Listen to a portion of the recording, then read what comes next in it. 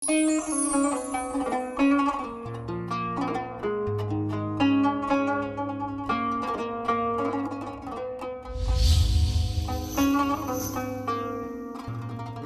و میێرەبان سڵاوتان لێبێت بینەرە ئازیز و خۆشەویستەکانی کەناڵی پێیام بەختەوەرین جارێکی دیکە لەگەڵ هاوکارم کاکدانا لە بەرنامەیەکی نوێی میهری ڕەمەزان هاتین و خزمەتان لەخوای گەورە دەپاڕینەوە کە تاعەت و ڕۆژ و عیبادەتی هەموو لایەکتان قبوڵ بێت ئینشاءڵڵا.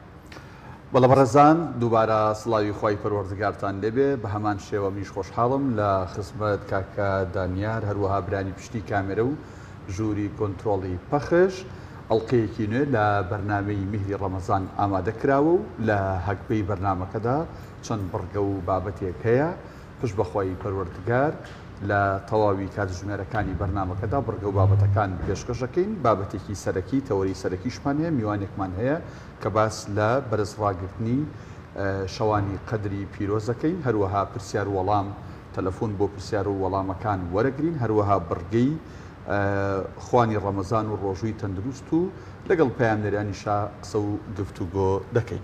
وەڵازان کاکدانا پێم وابێت بابەتەکەم شۆمان لە هەولێرەوە ڕاستەوخۆ ئیمران لەگەڵ مامۆستا نادرکانی کوردەیی پێشکەشمان دەکەن کە بۆ هیوای بزانین چۆن ئەم شەوانە بەزڕا بگرن و بزانین چۆن عیبادەتەکان ئەنجام بدەین.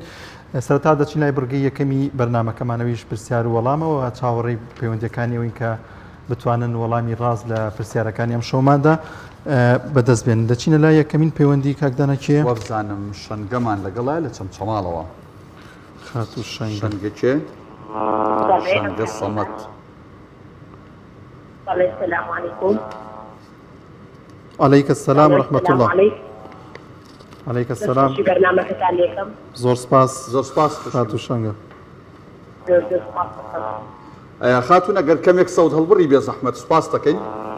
پرسیارەکەش بۆ دەخوێنەوە دەڵێت مەزنترین سوورەت لە قورئانی پیرۆزدا کامەیە؟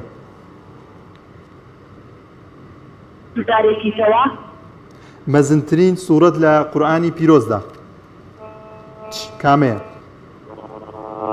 ئاسانکاری لەگەڵ نییە؟ وەڵای ئاسانکاری لەگەڵ نییە. تۆ شتێکمان پێ بڵێ ئاسانکاریت بۆکەین. ئەزانی مەزن یانی چی؟ بەڵێ سوورەتی فاتحە. سوورەتی فاتحە ئەوە دڵنیای دیان هەر لە خۆوتت؟ وەڵاهی هەر لە خۆمەوە ئەڵێم با سوورەتی فاتحە بێت. سوورەتی فاتحەی بۆ نووسی. زۆر باشە خات و شەنگە زۆر سپاس بۆ پەیوەندیەکە. دەچینە لای پەیوەندێکی دیکە خات و سارا عەبدوڵڵا لە هەولێرەوە لەگەڵمانە. سڵاوی خوات لێبێ خات و سارا. السلام عليكم. عليك السلام ورحمة الله سارا خان. والله بس خوشی برنامجك على دكتور. زۆر سپاس خوشکینە. وەڵامی پرسیارەکەمان نەزانی؟ والله ما كده بس بقولها فريق ممكن. تۆ شتێ بڵێ ئاسانکاری خوا گەورەیە. سورة بقرة. سوورەتی ناڵێن گەورەترین یعنی بە معنای کە ئاەتی زۆر بێ و درێژ بێ و ئەوە نا گەورەترین بە معنای ئەوەی کە وەکو چۆنەڵێ وەکو گەورەیی وەکو بەرەکەت وەکو پڕمعنایی کە ئەو نازناوی پێبەخشراوە نەبێکەوەی کە سوورەتێکی گەورە و درێژ بێ لە ڕووی ئاەت و کەلیماتەوە. ما سورة فاتحة بيقع وكاريك ممكن أقاوم يدي ورا. فاتحة بۆ تۆ نووسی. زۆر خاڵ لەگەڵ. دەچینە لای پەیوەندیەکی دیکە گەر ئامادە بێت بەڵام دووبارە پرسیارەکە دەخوێنینەوە مەزنترین سوورەت لە قورئانی پیرۆزدا کامەیە؟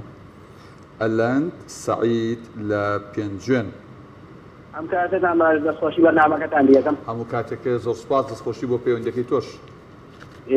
پرسیارەکەتانەوێت مەزنترین سوورەت لە قورئانی پیرۆز کامەیە؟ بەڵێ لەسەر شاشەش هەیە. هاوکاری شتێک نییە. تۆ شتێک بڵێ هاوکاری دەکەین. 114 سوورەت هەیە تۆ شتێک بڵێ. سوورەتی فاتحە. فاتحە؟ بەڵێ. تاوە ئەوە جێگیرکەین؟ با سوورەتی فاتحە بێت. زۆر باشە. دەسپاس بۆ کاک ئەلەندە پێنجێنەوە. پەیوەندیەکی دیکە کێمان لەگەڵا؟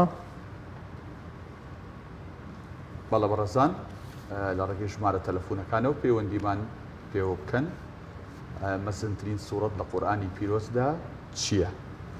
ئێستا بزانین کێمان لەگەڵایە؟ خاتوولانە محەممەد لانە محەممەد لە سلێمانی خاتوولانە سڵاوی خوات لێبێ. سڵاوی خوات لێبێ کاکدانا. زۆر سپاس. زانیاری دەیە لەبارەی پرسیارەکەەوە؟ بەڵێ خۆشتان لێکم زۆر سوپاس بەڵێ با سوورەتی فاتحە بێ لەسەر پەیوەندەکانی تر واڵە یا زانیاری تێ لا نەخان نەوەڵا پێشتر لەو زانیاریم نابوو باش دەستخۆش بۆ پەیوەندەکەت خاتو عەزیمە مەجید لە سلێمانیۆ لەگەڵمانە خاتو عەزیمە سڵای خوا لێبێ السلام عليكم. عەلەیکم سەلام ورحمەتوڵڵاه الله دەنگ هەڵبڕی خوشکە بەڕێزەکەم سوپاس دەکەین سپاس بۆ خۆش بەنامەکەتان لێکە. زۆر سوپاس سپاس بۆ ئێوەش. وەڵامی پرسیارەکەی ئێبەت لایە خوشکی من با فاتحە بێت. با فاتحە. فاتحە بێت فاتحە بۆ تۆ ژەنووسین دەستخۆش خوا لەگەڵ دەستەکانە خۆش بکاتی کە خۆش بەتەمە. محەممەد ڕزگار لە سەید سادق کاک محەممەد سڵای خوارد لێبێ زۆر سپاس زانیاری دێ لەبارەی پرسیارەکە ئەمشەو تقریبا. کاک محەممەد ئەرک نابێت سەود هەڵبڕی بێ زەحمەت ئەسڵاتیدا وەڵامەکەی چی بوو؟ سوورەتی ئیخلاص. سوورەتی ئەلکەهف ئیخلاص. ئیخلاص بەڵێ. دڵنیایت یان ینی وەکو بڵە خوا وەکیلیە دڵنیام. دڵنیایت مادەم دڵنیایت ئیخلاص دەنووسین دەستخۆش بۆ پەیوەندەکەت زۆر شو. پەیوەندێکی دیکە کێمان لەگەڵا هەندێک لەو بەڕێزانە سەوت هەڵنابڕن بێگومان سەوتیان بۆ پەخش باشە ڕوا بەڵام بۆ ستۆدیۆ بۆ لای ئێمە ئێمە کەمتر جۆمان بۆیە دووبارە یەکەینەوە کە سەوت هەڵبڕن سوپاسیانەکە زۆر باش کێمان لەگەڵایە جەمال لە بەردەڕەش سەهەند جەمال لە سەهەند جەمال کاکسان سڵای خوارد لێبێ سەعاد. گیان سەهەند جەمال لە بەردەڕەش بەڵێ. وەڵامی پرسیارەکە سەهەند جانەوە لای ئێوە بەردەکان هەموو ڕەشن وان نامراوە بەردەڕەش بەڵێ بەردەڕەش. لای ئاکرێ. دایاکر باشەوە قوربان دەی وەڵامی پرسیارەکەی ئێمە بەس سیارەکە دەنێ لە ڕووی ژمارەوە نا لە ڕووی معنەوی بەڵێ بەڵێ بەڵێ معنا لە ڕووی معنەوی گەورەی سوورەتەکە ها لە ڕووی گەورەی سوورەتەکەوە سانجان لە ڕووی معنا و لە ڕووی ناوەڕۆک و معنەویەوە نەک لە ڕێی درێژی و ژمارەی ئاەتەکانەوە مەزن عاتب بە نرخ ناوەکەم کارەکە سەعاد بەتیکی ڕێ چی؟ بۆ وڵامەکە سوورەت فاتحە بێ. فاتحە ناوەکەت چی وتە غەڵەتە؟ ناوەکەم سەعادە. سەحەر؟ بەڵێ بەڵێ. باشە سەحەر جەمال باش خاتو هۆنیا ئیسماعیل لە پارێزگای هەڵەبجە لەگەڵمانە خاتو هۆنیا سڵای خوارد لێبێت چۆن نزانین پارێزگایکی لە هەڵەبجە تازەنیە ئەو بوو بە شارە زوو خاتوۆنی ئەگەر کەمێک دەنگی بەرزکەیتەوە سڵای خوا لێ بێت ئێمە زۆر بە کەمی گۆمان لە دەنگی تۆیە سوورەتی ئیخلاص بێت. ئیخلاص بەڵێ. تەمەنت چەندە؟ دوانزە ساڵ. تەمەند درێژ بیت ئینشاءالله ئەوە ئیخلاسیش بۆ تۆ نووسین ئەچینە کەرکووک ئایا نادر ئایا خان سلام علیکم. عەلەیکم سەلام وەڕەحمەتوڵڵاه الله چۆنی خوشکی من باشی ئێوە چۆن دەستخۆشی بەرنامەکەتان لێکەم پیرۆزبای مانگی ڕەمەزانتان لێکەم خوا تاعاتی عیبادەتی مولایەکمان زۆر سپاس سپاس وەڵامی پرسیارەکەی ئێمەت لایە وەڵام پرسیارەکەم بۆ بخێنە مەزنترین سوورەت لە قورئانی پیرۆزدا کامەیە؟ بەرزترین مەزنترین یعنی لە قورئانە بەڵێ بە سوورەتی ئیخلاص بێ. ئیخلاص بەڵێ. دڵنیایت وەڵڵا ئینشەڵڵا گەر باشەوە ئیخلاص بۆ تۆ نووسی باش خواڵە. خاتو پەروین حسێن لە سلێمانی سڵای خوا لەبێ خاتو پەروین وای خۆی گەورەیەش با بەڕێزم کاکەدانە زۆر سپاس تاعاتان قبول بێت انشاءالله دەستخۆشی ئەو بەرنامەتوانەتان لێکم زۆر سپاس بۆ پەیوەندێکی تۆش خوشکی من بۆ پرسیارەکەش با فاتحە بێت برا بەڕێز بەڵێ بۆ پرسیارەکەش با سوورەی فاتحە بێت با فاتحە بێ بەسەر چاو فاتحە بۆ تۆ نووسین دەسەکانتان خۆش بەفاتان دەچین لای پەیوەندێکی دیکە خات و سارا سەڵاح لە هەولێر. علی السلام علیکم. عەلەیکی سەلام و ڕەحمەتوڵڵاه. کاکە دانا و کاکە دانیار. زۆر سپاس خات و سارا سڵای خوا لە تۆش بێ. سلامت زەنگۆ. معلومات و زانیاریت هەیە لەسەر پرسیارەکەمان؟ والله یەکدان بۆ دەرەبێنێ بەس سوورەتی فاتحەیە بە دڵنیایت؟ والله زۆر نا. زۆر باشە وەڵامەت بۆ جێگیر دەکەین ئینشاءڵڵا. دەستەکانتان خۆشی؟ زۆر سپاس. سەرچاو بەیان مستەفا لە سلێمانی بەیان خان سڵای خوارد لەبێت. لە جەنابەت بێت ڕێزم بۆ هەردوو دەستەکاری خۆرخۆشی وەڵایی هیچ جۆمان لێنی ئێمە لە ستۆدیۆگە سەودەڵ بڕی سوپاس دەکەین. بەڵێ ئێستا جێدەمە کاکدانە ئێستا باشترە ئێستا دێ. بەڵێ سڵای و ڕێزم بۆ هەردووم پێکارە بە ڕێزە سڵای خی گەورەتان لێ خۆش لە تۆ بێت خاتو بێن. من لە سەرەتای مانگی ڕەمەزانەوە بەس یعنی ئەمێ بەزدار ماشەڵڵا هێڵەکانتان زۆر زۆر زۆری لەسەرە. ئەلحەمدام شو توانیت. بەڵێ سپاس بۆ خی گەورە. بەس تۆ یعنی ڕوونکردنەوەیکم بۆ بدەی بۆ پرسیارەکە کاکدانە. باش ئەڵێن مەزنترین سوورەت لە قورئانی پیرۆزدا چییە؟ ناڵێن درێژترین، ناڵێن ئەوەی کە ئاەتی زۆرە و با بڵێن کەلیمات و ڕستەی زۆرە مامۆستا دانیێرۆنیە. مەزنترین بە مەعنا ناوەڕۆکەکەی، بە مەعنا مەعنەویەکەی، بە واتاکەی مەزنە گەورەیە لە قورئانە. ئەو کام سوورەتێ لەو 114 سوورەتە؟ والله أعظم سورة في القرآن والله وابزانم هذا سورة فاتحة هر واي بوسم هەروای بۆ چی ئێمەش فاتحا و بۆ نووسین بزانین فاتحا و ئیخلاص وتراوە دوایی بزانین کامیان ڕاستە. خات و چاوان یادگار لە سلێمانی وەردەگرین. خات و چاوان سڵای خوا لەوێ. سڵای خۆش لە تۆ. زۆر سپاس خات و چاوان. تەمەنت چەندە خات؟ سلام علیکم. عەلەیکی سەلام و ڕەحمەتوڵڵاه. زانیاری دەیە؟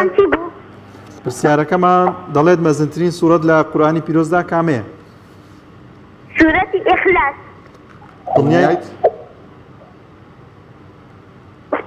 سوورەتی ئیخلاص. باشە چاوان خان. بەڵێ. باشە بە قوربان دەست خۆش خوال لەگەڵ. نیهایەت یوسف لە هەولێر. بەڵێ؟ سڵای خواتان لێبێت. سلام علیکم. نیهایەت. عەلەیک سەلام و ڕەحمەتوڵڵاه. بەڵێ باب وڵام پرسیارەکە سورەتی فاتحە چی بێت؟ سورەتی فاتحە سوورەتی فاتحا بۆ تۆش ئەنووسین خوال لەگەڵ بێ. شەکەم دەتوانێت بەزاریکە؟ بەڵێ؟ شەکەم دەتوانێت بەزاریکە؟ ئەتوانێت چی؟ گوێمان لە دەنگن ئەگەر کەمێک دەنگە بەرزکەیتەوە؟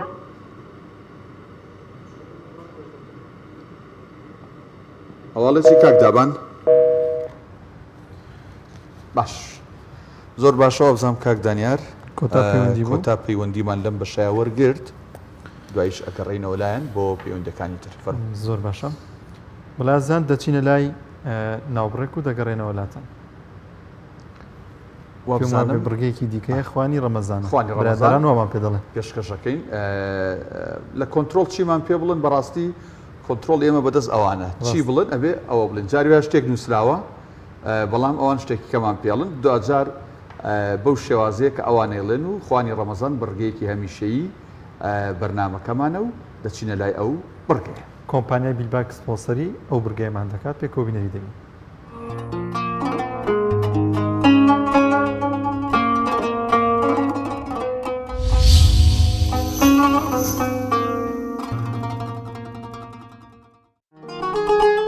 خوانی ڕەمەزان بە سپۆنسەری بەرهەمەکانی بیلباک. نوشی گیاتان بێ.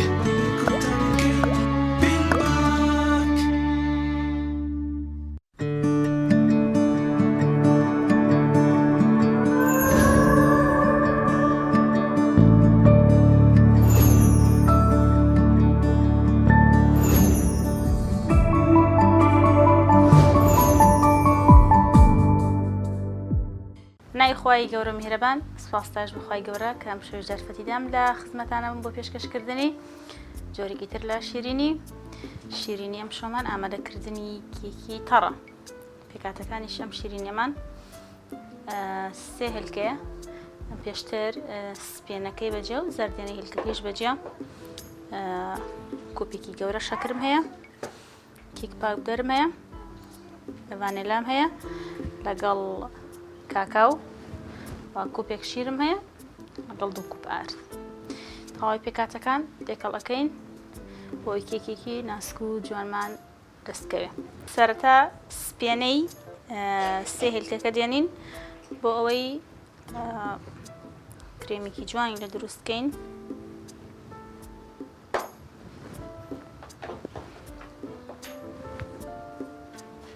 لەگەڵ سپێنەی هێلکەکان تێکەڵیەکەین، شەکرەکەمان کردە ناوی سپێنەی هێلکەکان.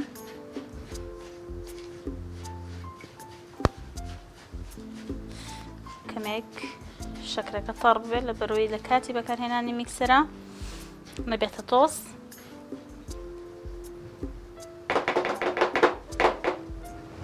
بە ڤانیلاکەشی هەر تێکەڵەکەین.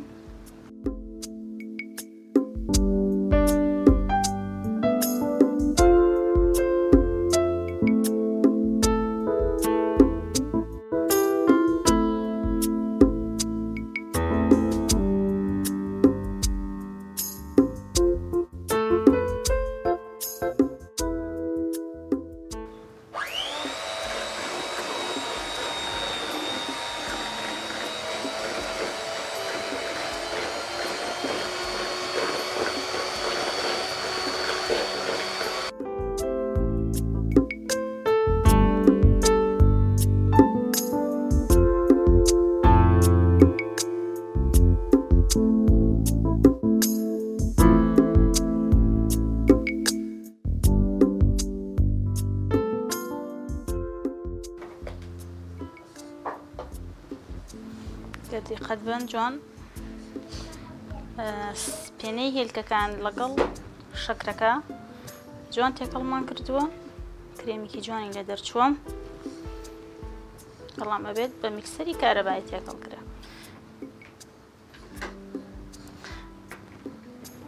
ئێستا دەستەکەین بە گرتنەوەی کێکەکە، هەویری کێکەکە، مەزەردێنەی سێلکەکەیە،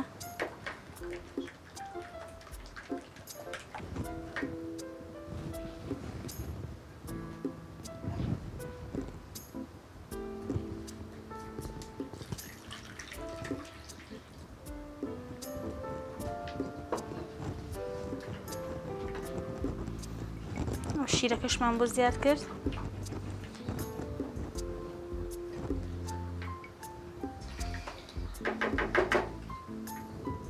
پاشان نیو کوب زەیت،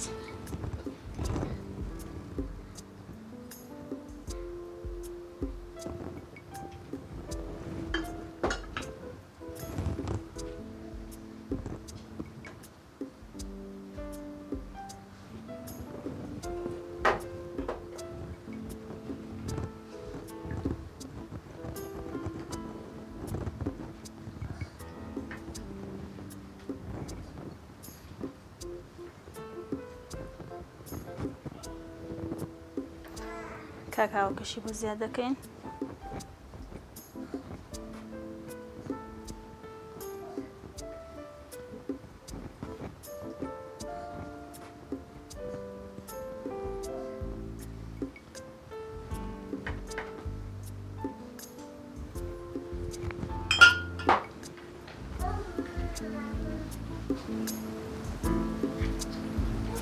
چۆن کاکاوەکە بچێتەوە اینجا ئاردەکەشی بۆ زیاد دەکەین. پێشتر فڕنەکەم ئامادە کردووە لەسەر دەرەجەی 140 بێ باشترە لە بەرەوەی ئاگرەکەی هێواش بێ. تا ئاگرەکەی هێواش بێ کێکەکەمان جوانتر هەڵدێ.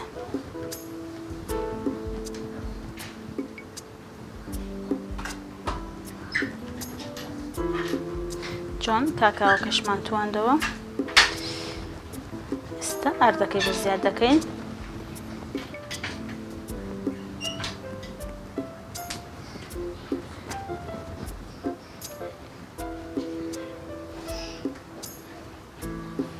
کەمەکەم ئاردەکەی بۆ زیاد دەکەم.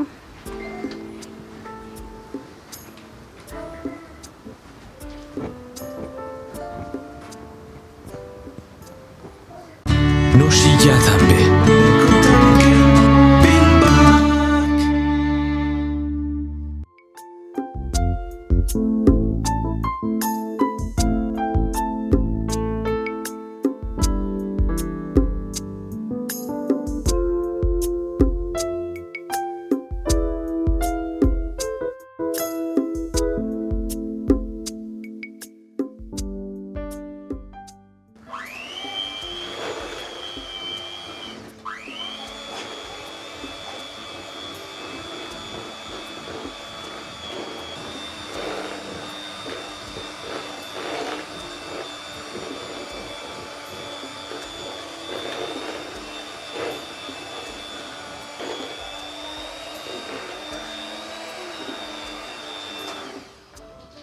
نوشیجاتان بێ.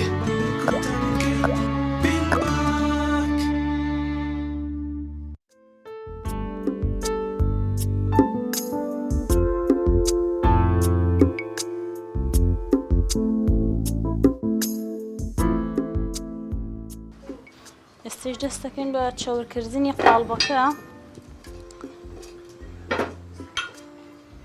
ئێستش بۆی کێکەکەمان جوان دەرچێ، جوان ئەو قاڵبەی کە کێکەکەی تێ ئەەکەین چاوری ئەەکەین.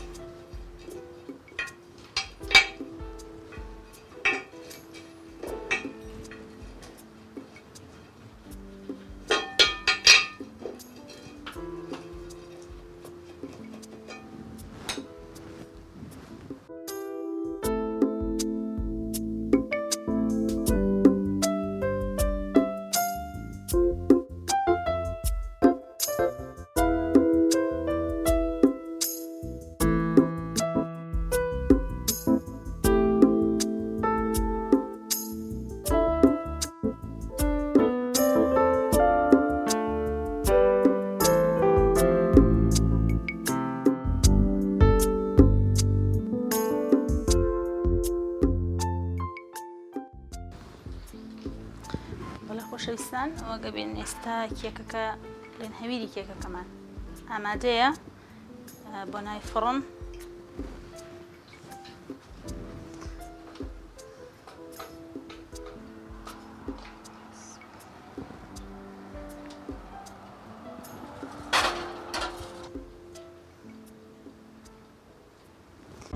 نوشیجاتان بێ.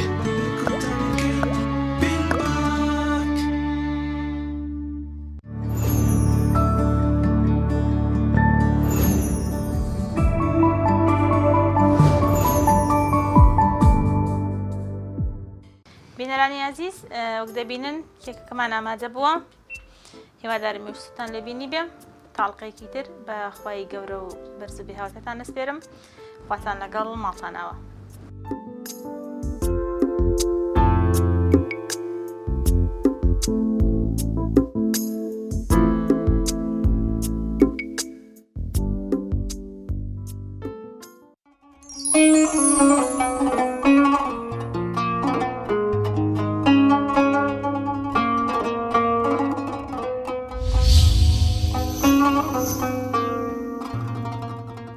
دووبارە سڵاوتان لەبێت بینەرانی عزیز، هیوادارین سوودمەند بووبن لەو ڕگەیەمان و بتوانن لە ماڵەوە بۆ خۆتان ئەو کێکە خۆتان خۆشە دروست بکەن.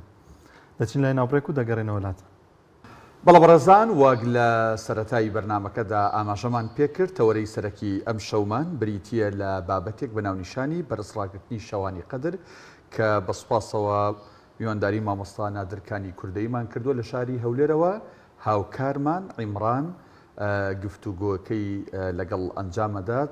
عیمران سڵاوی خوارد لەبێت، نوێژ و ڕۆژووی تۆی خۆشەویست، مامۆستای میوانت و تەواوی ستافی برایانمان لە نووسینگەی هەولێر قبول بێت. ئێمە شاشە بۆ جەنابەت بەجێڵین لە خزمەت مامۆستایە لەسەر قەدر گفتوگوی خۆتا بکەن. عیمران سڵاوی خوارد لەبێت، دیمانەوە بەخێر، دیاری دەم ڕەمەزانە لەگەڵمانە نەبووی بەرنامە پێشکەش بکەیت. لە شەو گرنگەکانی ڕەمەزانە هاتمەوە خزمەتتان. سڵاودان لێبێ کاک دانیار، کاک دانا، سڵاوی خوای پەروەردگار لە هەموو لایەک بێ. خوای گەورە نوێژ و تاعەت و ڕۆژی هەموو لایەک قبوڵ کە. ئەمڕۆ چەند ڕۆژێکی کەممان ماوە بۆ یەکێک لە گرنگترین شەوەکانی مانگی ڕەمەزانیان، دەتوانین بڵێ گرنگترین شەوەکانی ساڵ بۆیە گرنگە ئێمەی مسلمان لەگەڵ چۆن خۆمان بۆ ڕەمەزان ئامادە کرد و ئاواش خۆمان بۆ شەوانی لەیلەتول قەدر ئامادە بکەین و ئەمڕۆ هەروەکو مامۆستا داناوتی میوانداری مامۆستا نادرم کردو مامۆستا نادر زۆر خۆشحاڵم کە لێرە لەگەڵمی پێم بڵێ مامۆستا ئەمە تقریبان 7 ڕۆژێکمان لە ڕەمەزان بەڕێ کردووە ئەم ساڵ بەگشتی لەگەڵ تەندروستی و ڕەمەزانات چۆن بووی؟ بسم الله الحمد لله والصلاة والسلام على رسول الله وعلى آله وصحبه ومن والاه.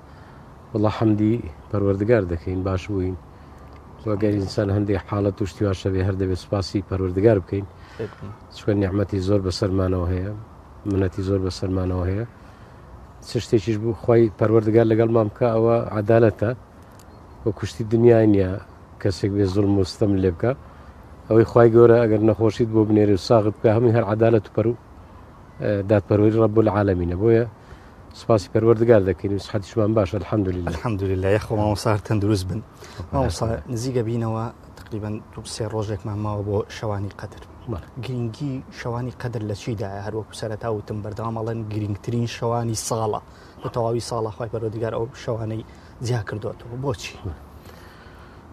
دەستخۆشی لە جەنابت و هەروەها سەرکەوتن بۆ کەناڵی پێیان کەناڵە هەر بەردەوام بێ ئینشاءالله.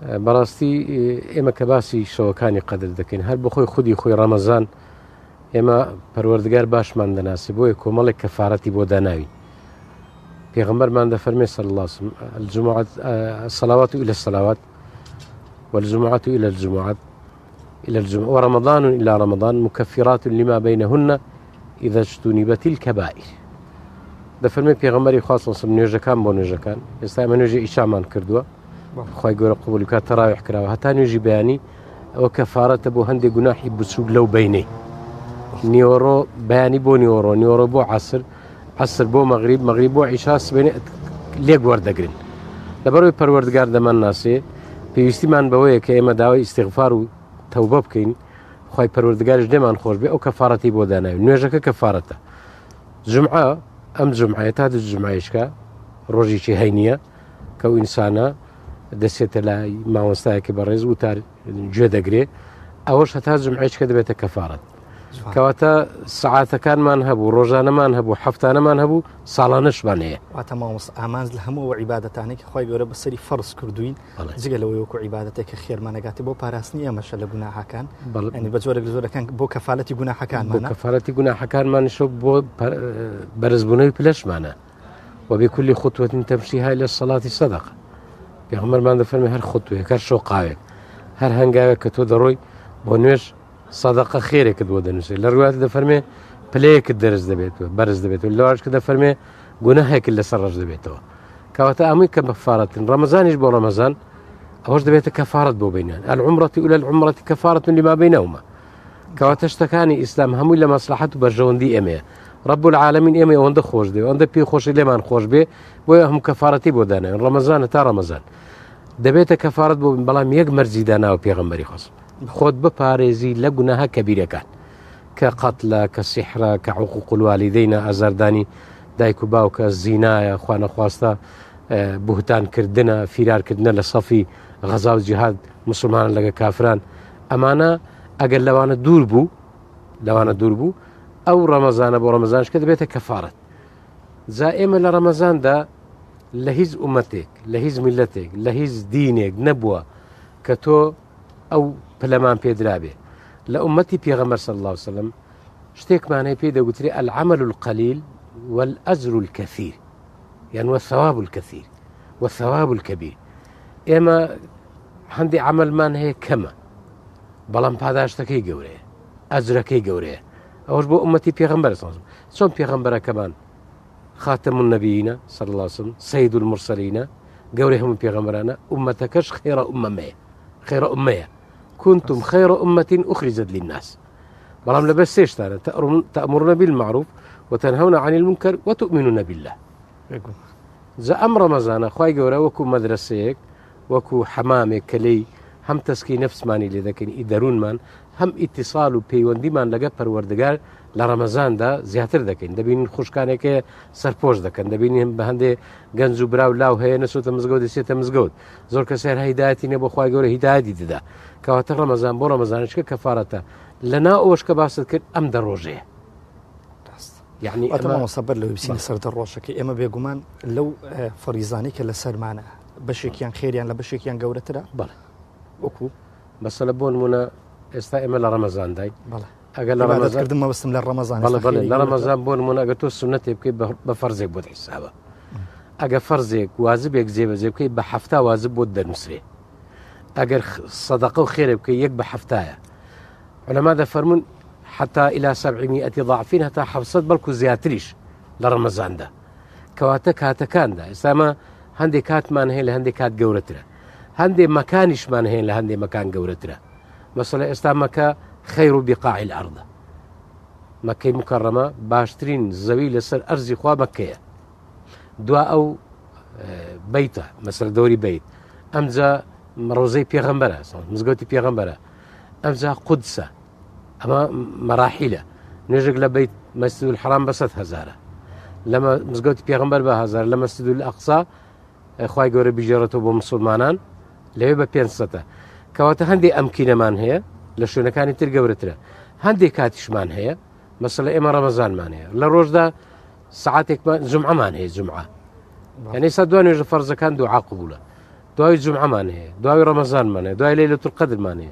دوای لە شەوانیش دا بەشێکمانەیە کە ثلث الليل الأخيرة یان نصف الليلة نیوەی شەو دەڕوە لەو کاتەدا دوعا گیرا دەبێت لە دوای نوێژە فەرزەکانە مانجی ڕەمەزانە کاتی عەرەفەیە ڕۆژی عەرەفەیە لەو کاتەیە کە ئینسان بین بانگ و قامەتە لەو کاتەیە کە ئینسان لە ترسی خوا دەگریا لەو کاتەیە کە باران ڕەحمەت دەبارێ لەو کاتەیە کە زەیشی کافر و زەیشی مسلمان لێک دەدا ئەمە هەمووی کاتەکانی دیاری کراوە هەندێک کاتمان زۆر گەورەترە خير يوم طلعت عليه الشمس يوم الجمعة سيد الأيام سيد الشهور رمضان سيد الجبال تورة يعني أما هموي خواي قربوا إمي ديار سيدي قرآن آية الكرسية بقرة لا بقرة آية الكرسية يعني أما هموي ما وصل السكيتو يقلب بسيارة كان يتعذبر له يبين لا ما هاوكاران بسياري عندك أما زنترين صورات القرآن داسية وتعذب الله ما كشف أشكرها كرت بخير رواية كان منزورة أعظم سورة للقرآن ده سورة الفاتحة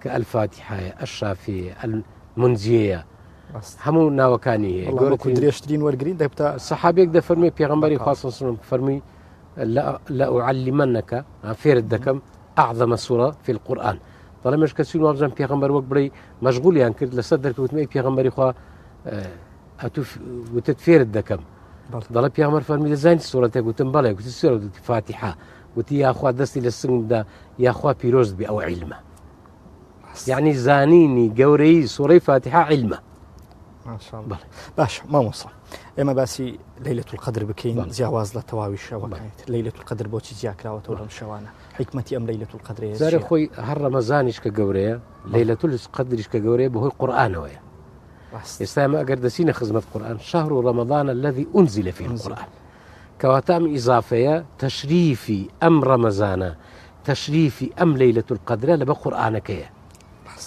إنا أنزلناه في ليلة القدر قدر يعني شي يعني بو أويك همشت كان تيدا أندازي دياري دا كريل صالجك تسالجك يعني بو أويك قدر الرز جيراوة أشرف ليالي قورتين شو لهمو صالك شو ليلة القدر لبر أوش خواهي قوربو إمي داناوة أو قلت من أو عمل بسوكو كمانا بلا ما هم باداشتا ئێستا لێک دراوەتەوە خێور من 1000 شەهر کە مفەسرین دەڵێن 1000 مانگ 83 ساڵ و چەند مانجێک دەکات لە چ گەلێک و نێتەوەی ئومەتێک هەیە ئەتوو بە چەند سەعاتێک ئێستا کە شەویش کورتە مەسەلە بۆ نمونەگە تۆ 12 دانیشت یان 10 دانیشی هەتا 3 یان 3 و نیو ئەوە نزیک بانگە یعنی بە چەند سەعاتێک بە چەند سویعاتێک ئەتوو خێری 1000 مانگ ئەوە دیاری کراونی ئەوە شەڕەف نییە وگەورەترین نیعمەتە ئەمجا دواوەی تەنەزەل المەلائیکەت والروح فيها علماء ذا فرم باشا خواهي قولوا ذا فرم ملائكة كان دا بزن حتى بيغمبري خواهي ذا فرمين موضع قدم شون بيق نامنك كملائكة اللي نبي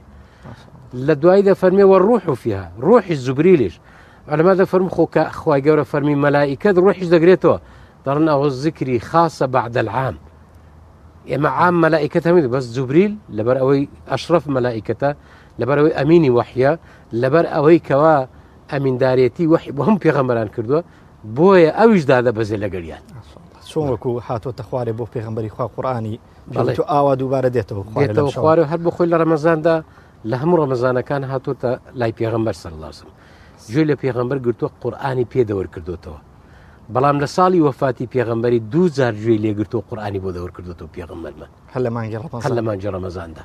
باشە مامۆستا ئەم مانگەیە لەم شەوانە جارێ با بسمە سەرەوەی ڕێژەی شەوەکان دیاریکراوە مامۆستا تەنها ئەم دەیە جیاوازی هەیە لە نێوان ئەو ئەو لەسەر دانیشتیان باشتر وایە مسلمان چی بکە لەم دەشەوەی هەر دەشە و دانیشیان تاکەکان و جووتەکان ئەو بێگومان ڕێی جیاوازی لەسرە بەخۆی ئێمە کۆمەڵێت دەیمان هەیە دەی محەڕەممان هەیە پیرۆزە دەی ذی الحەجەشمان هەیە والفەجری وەلەیالین عەشر رب العالمین سوێن دەخوا لەگەڵەوەش کە سوێن پەروەردگار سوێندی خوارد بە شتێک بۆ ئێمە دروست نییە سوێندی پێ بخۆین من کانە حالیفەن فەلیحلف بالله ئەوەی سوێن دەخوا لە مسلمان لەبێ سوێن بە ئەڵڵا بە ذاتی خوا پێغەمبەری قورئان دەفەرمێ والفەجر بۆ خوای گەورە سوێن بە کاتی فەجر دەخوا لەبەر ئەوەی کاتی فەجر کاتی پیاوە ساڵحەکانە کاتی دوعا قبول بوونە کاتی ئەوەیە کە ئینسان خۆی ئامادە دەکا بۆ ئیتیصال و پەیوەندی لەگەڵ رب العالمین بۆ ئیش و کار وەلەیالین عەشر هەندێک دەڵێن دەی ذی الحەجەیە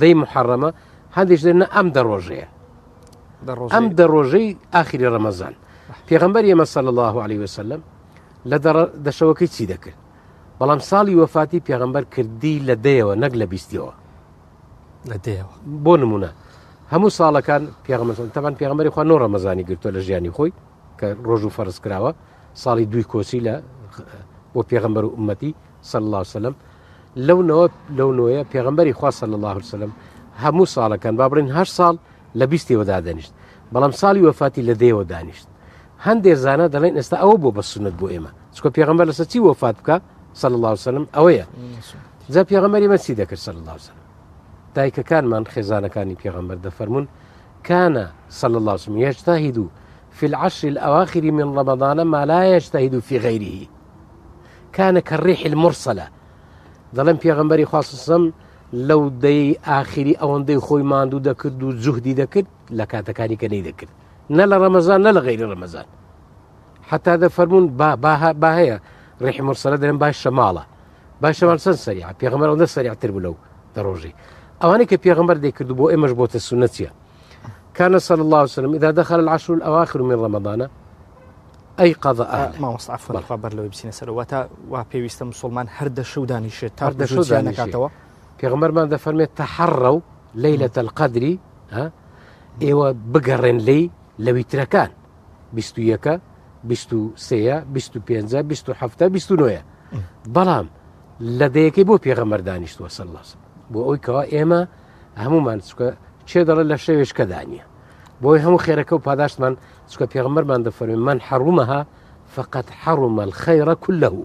باشە مامۆستا زۆر جار گوێمان لەوە دەبێن حەزەکەم و زانیاریانە ببینەران بدەین گوێمان لەوە دەبێت دەڵێ چێناڵە لە شەوەکانی ترە چ شتێک مامۆستا لە شەوەکانی ترە لەو دەشەوەش واتە شوێکیان جیاوازە لە شەوەکانی تر بەڵێ جیاوازیەکەی چییە؟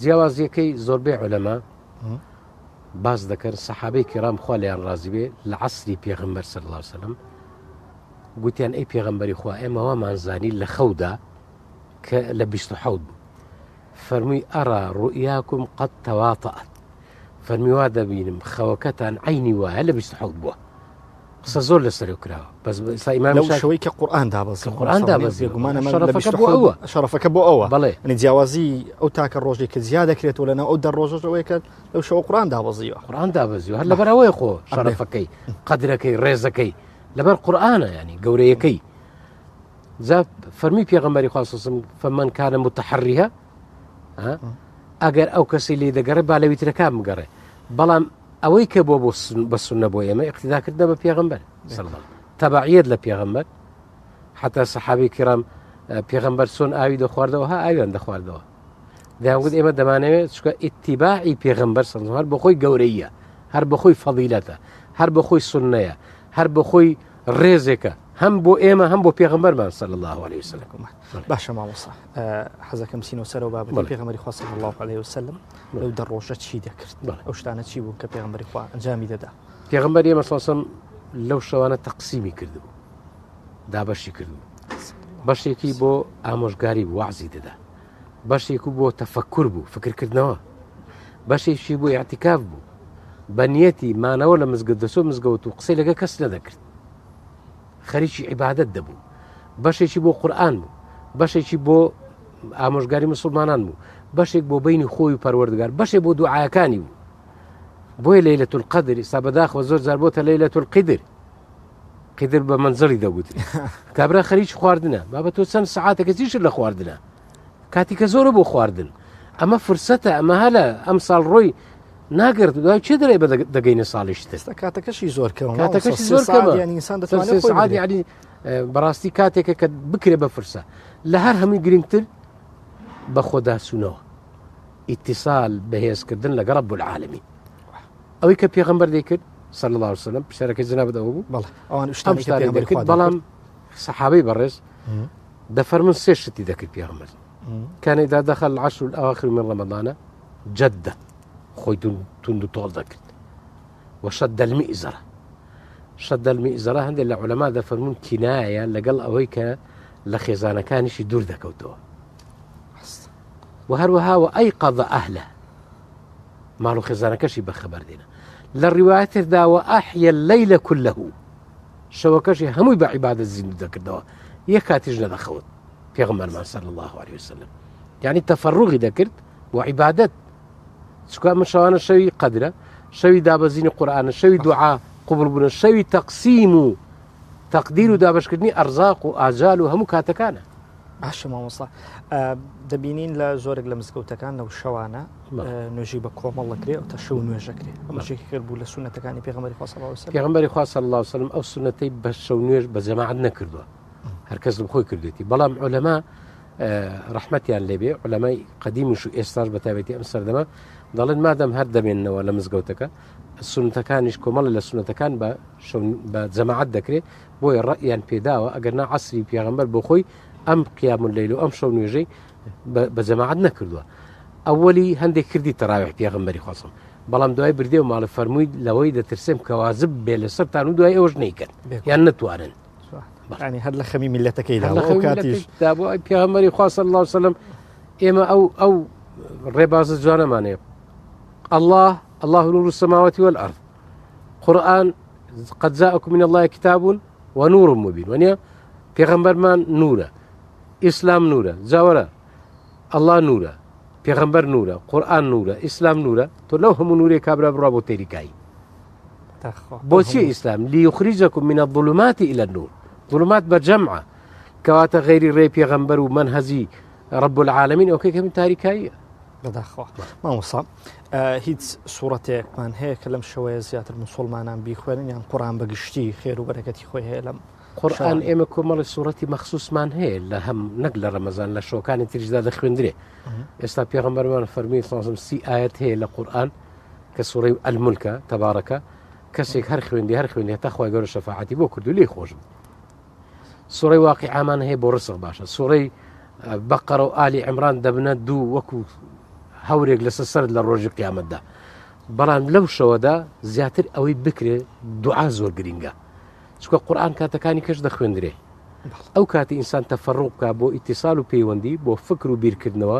بۆ خۆداچوونەوە بۆ ئەوەی کە عیبادەتی زیاتر بێ لە ڕۆژێچکە لە ساڵێچکە ئەوە زۆر گرینگە ئەگەر نا بڵێ بەس یەک دوعای پێغەمبەرمان صلی الله عليه وسلم کە دایکی بەڕێزمان خاتو عایشە لە خۆشەویستی خۆی کە پێغەمبەر خۆشەویستی هەمومان لی دەپرسێ ئەڕەئەیتە لەو ئەدرەکت لەیلەة القەدر ئەی پێغەمبەری خوا صلی الله عليه وسلم ئەگەر من گەیشتم بە لەیلەة القەدر چ بڵێم فەرمووی قولی اللهم إنك عفو تحب العفو فاعف عني خوا تۆ بەخۆ عەفوی یەکێک لە ناوەکانت العەفوە و عەفوشت خۆش دەوێت لێم خۆش بە عەفوم بکە زۆربەی خۆشەویستمان پێغەمبەرمان کە فێری خۆشەویستترین کەسی خۆی کردووە کە خاتو عایشە ئەو دوعایە لە حەدیثی پێغەمبەر واریدە و ئەو دوعا زۆر بکەینە لە لەیلەة القەدر بۆ چکە شەوی عەفوە شەوی ئەوەیە کە مەلائیکەت دادەبەزێ حتا مامۆستا تەغییری ئەرز و کەونیش دەبێت لەو شەوە یعنی مەلائیکەتی ئەرز و ئاسمان لێک دەدا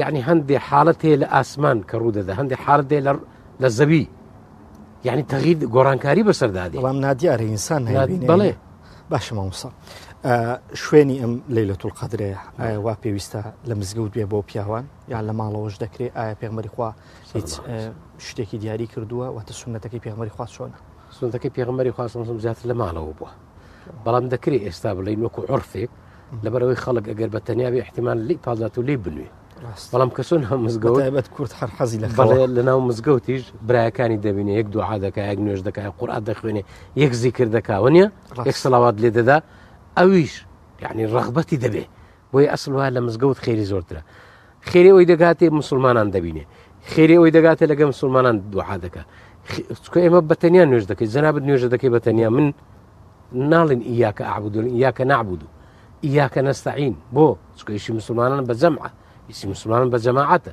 الجەماعەت ڕەحمەة والفرقة عذاب جەماعەتی مسلمانان ڕەحمەتە تەفرەقە عذابە پێغەمبەرمان دەفەرمێ صلی الله علیه وسلم خوشکانمان چۆن لەیلەت القەدر زیندی بکەنەوە خوشکانمان دەتوانن ئەوانیش الحەمدا شوێنی ئافرەتان هەیە قاعە هەیە دەتوانن لەوێ بن دەتوان لە ماڵی خۆیان بن دیارە پێغەمبەری خوا صلی الله علیه وسلم دەفەرمێ لا تمنعوا إماء الله مساجد الله ئافرەتەکان لە ماڵەکانی خوا مەنع مەکەن بەڵام وەبیوتهن خەیر لەهن ماڵەکانی خۆیان باشترە بەڵام ئێستا کاک عمرانی بەڕێز ئافرەت لە دانیشگایە لە جامیعەوە نیە لە کولیاتە لە دەوائیرە لە بازاڕە لە زۆربەی شوێنەکانە دەڵێن کاکە بەس لە مزگەوت با مەنع بێ باش بۆ لە مزگەوت مەنع بێ یعنی ئەمە دوای ئیمامی عومەر خێزانەکەی بە خێزان گوت ناوێ بچێ مزگەوت گوتی ناتوانی مەنعم بکەی ئیمامی عومەر ئەو فاروقا خێزان دەڵێ ناتوانم مەنع دەڵێت چۆن ناتوان دەڵێت پێغەمبەر مەنعی نەکردم تۆ چۆن مەنعم دەکەی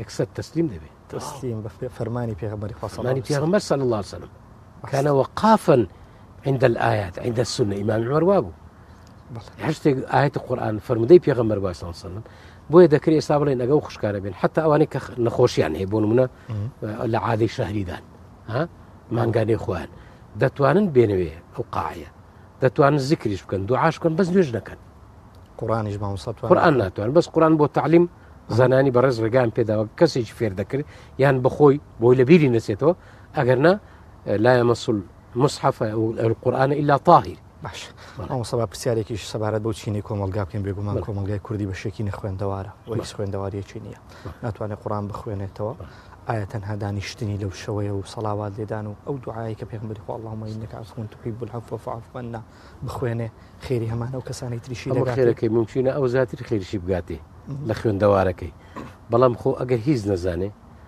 دەتوانێت سوڕەی ئیخلاص بخوێنێ سوڕەی قل هو الله أحد سوڕەی تەوحید کە پێغەمبەرمان دەفەرمێ صلی الله عليه وسلم فاتحة بارك الله پێغەمبەرمان دەفەرمێ من قرأ سورة الإخلاص 3 مرات فكأنما ختم القرآن خۆ دەزانێ 3 جاران بەدڵەوە لە نیەتێکی پاکەوە بە ئیخلاسەوە بە سەواب و خۆشویستی رب العالمینەوە 3 جاران سوورەی قل هو الله خۆم کەس دەزانێ هەموو کورد هەمووی لەبەرێت زۆری وەنیە الحەمدولله 3 جاران بخوێن هەندی وەی واسی زوو قورئانی خوێن بێ کەسە دەرکەوتووە مصحفی مثەوەب هاتووە باسی پاداشتەکانی قورئان دەکا نافەرمێ یانێ هەر حرفێک حەسەنەیەکە ئەو قورئانە تەحدیدی کردووە هەمووی ئیحسا کردووە لە ئاخرەکەی هەر کەسێک ختمێک بکە 3 ملیۆن و نیو حەسەنی بەبەردەکرد سبحان الله مامۆستا بايمە باسێکی کاتی خۆمان بکەین ئێستا کە تقریبا سعات 3:50 شتێک دقە لە شاری هەولێر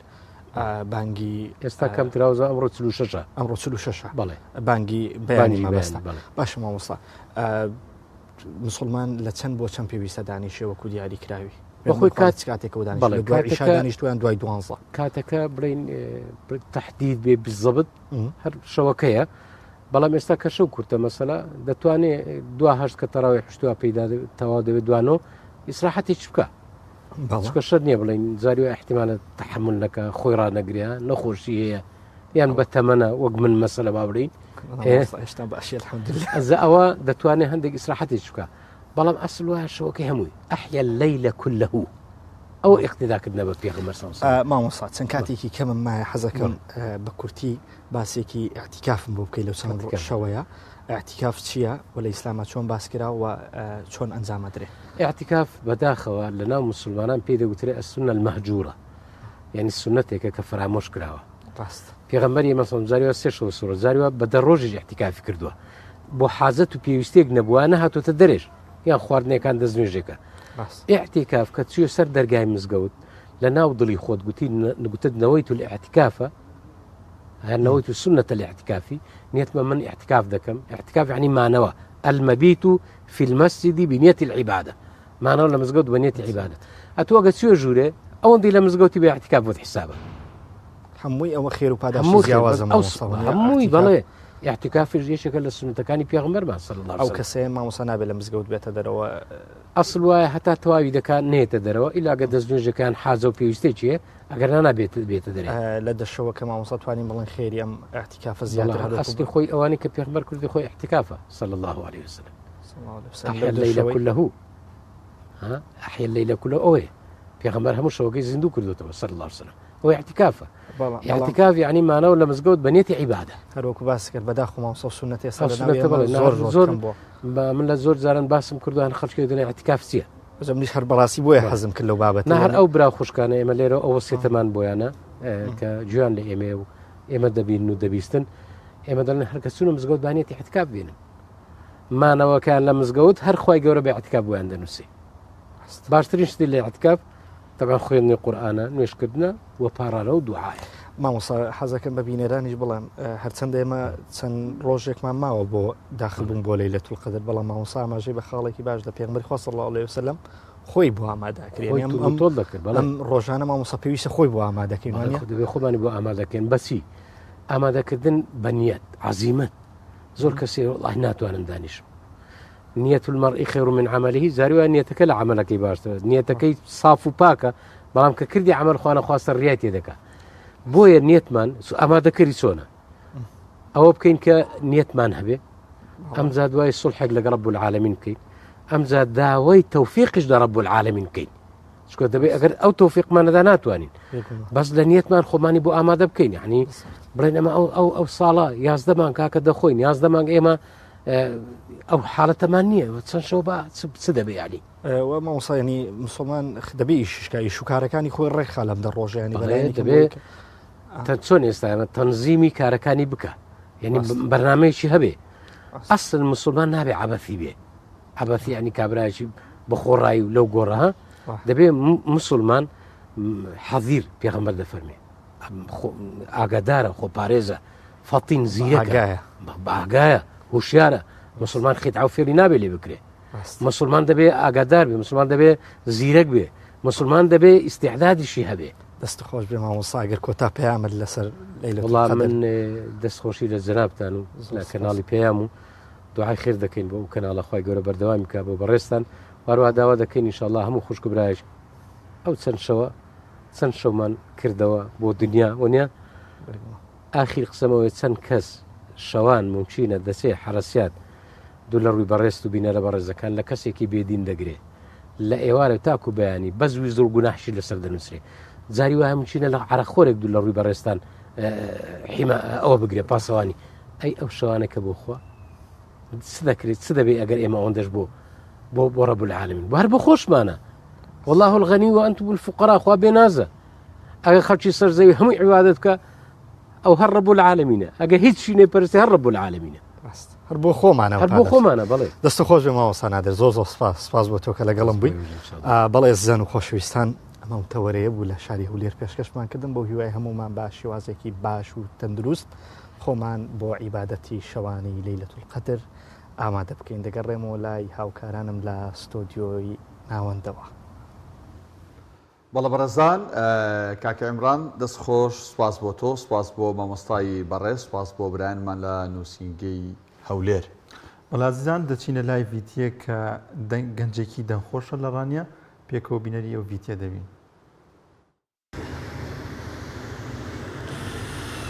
إذ قال يوسف لأبيه يا أبت إني رأيت 11 كوكبا والشمس والقمر رأيتهم لي ساجدين.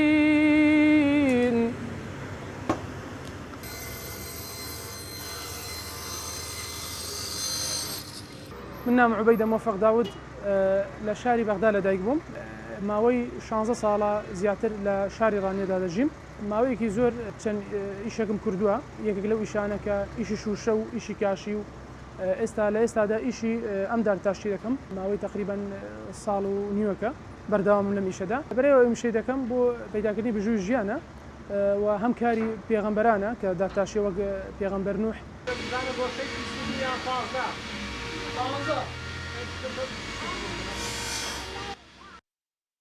وقال فرعون ذروني أقتل موسى وليدع ربه إني أخاف أن يبدل دينكم أو أن يظهر في الأرض الفساد جگە لە ئیشی دارتاشی سپاس بەخوا لە مزگەوتی حاجی علی یعقوب وەک خۆبەخشێک ئیمامەتی دەکەم کە ماوەی تقریبا 9 ساڵە لە مزگەوتەدا پێشنێژی دەکەم و ئیمامەتی بۆ ئەو مزگەوتە دەکەم حالیان لە مانگی ڕەمەزانی پیرۆزدا لەخوا بە زیاد بێ ڕۆژانە لەسەر کاری خۆمان بەردەوامین شەوانش لە تەراویحە هەتا تقریبا ساعات 9 تەراویحە کە تاوا دەبێت ئەوجا دەست پێ دەکەینەوە بە ئیش خۆمان.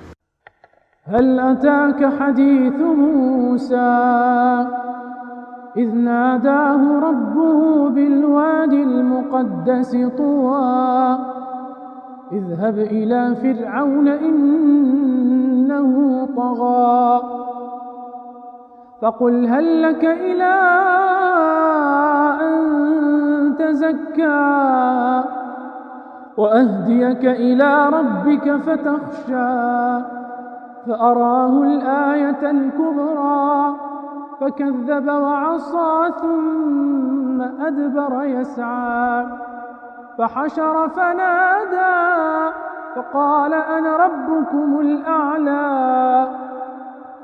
فأخذه الله نكال الآخرة والأولى. خۆشحاڵین بۆی کە مامۆستا عوبەیدە لە لای ئێمە کار دەکات ئێمە هەموو کاتێک مامۆستا عوبەیدە وەکو برای خۆمان وەکو برا گەورە سەیری دەکەین.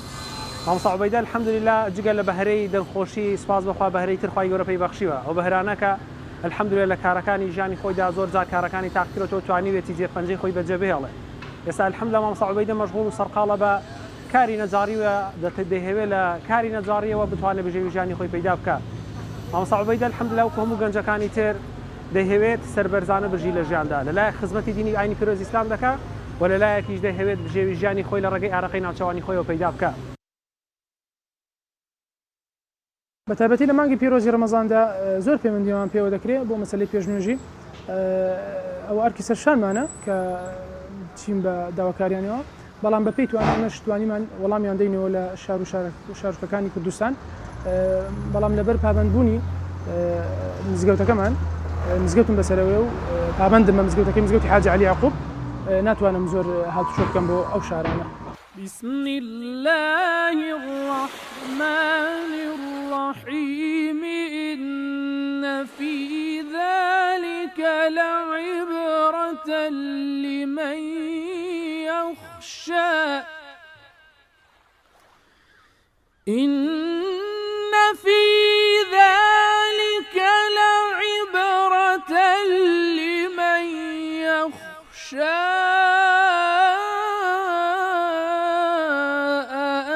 أأنتم أشد خلقا أم السماء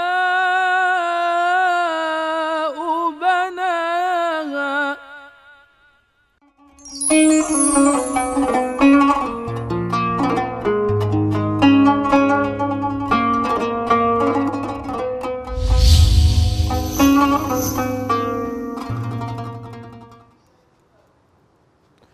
بەڵازان دووبارە سڵاوتان لەبێت دەچینە لای بڕگەی دووەمی بەرنامەکەمان لە پرسیار و وەڵام. پرسیاری دووەم وشەی شەهر چەند جار لە قورئانی پیرۆزدا هاتووە؟ یەکدانە خەری وەڵامەکەی بڵێم. وەڵڵاهی وشەیەکی جواب بێت. طبعاً شەهر بە معنای مانگ چەند جار وشەی شەهر بە عەرەبی بە کوردێکی خۆمەنانی مانگ چەند جار لە قورئانی پیرۆزدا هاتووە. دەچینە لای یەکەمی پەیوەندی خاتوو نەمام مستەفا لە حاجیەوە. خاتوو نەمام سڵای خوارد لێوێ. سڵای خوارد لە ئێوەی بەڕێزی. زۆر سپاس. زۆر سپاس. تاعاتان قبوڵ بێت ئینشاءالله. گوێت لە پرسیارەکە بوو یان دووبارە بۆ بخوێنمەوە؟ وڵای گەر زەحمەت نەبێ. وشەی شەهر چەند جار لە قورئانی پیرۆزدا هاتووە؟ یەک جار هاتووە. یەک؟ بەڵێ. نا زیاتر. زیاتر لەگەڵ وشەی ڕەمەزان یەکجار هاتووە تۆ واز لە وشەی ڕەمەزان بێنە وشەی شەهر چەند جاراتەوە با خەڵک گوێ لێ نەبێ یەک نییە زیاترە یەک زیاترە وڵی هیچ معلوماتم نییە لەبارەی ئەو ژماری کە بڵێ خێرا یەک ژمارەیەک ژماری ژماری کە بڵێ ژمارە کرد بڵام زۆر پێنج بەڵێ پێنج بۆ تۆ نووسین خوار لەگەڵ دەست خۆش بێ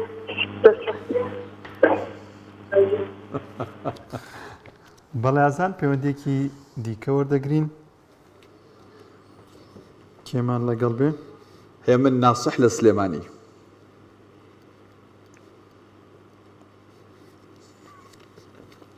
کاگێ من سڵاوی خوار لێبێت عەلەیکە سەلام زۆر سپاس سڵاوی خوار لە ئێوەش سڵاوی خوار لەوێ کاگێ من گیان کاگێ من خۆشی بەرنامەکەتان لێ زۆر سپاس زۆر سپاس برای من گوێ لە پرسیارەکە بوو بەڵێ بەڵێ ئەی وەڵامەکەی دوانسە جارە چەند دوانسە زانیاری دێیا هەر لە خۆوە بەڵێ زانیاریم هەیە با دوانزە بنووسین بۆ تۆ بزانین چیە بێت دەست خۆش خوار لەگەڵ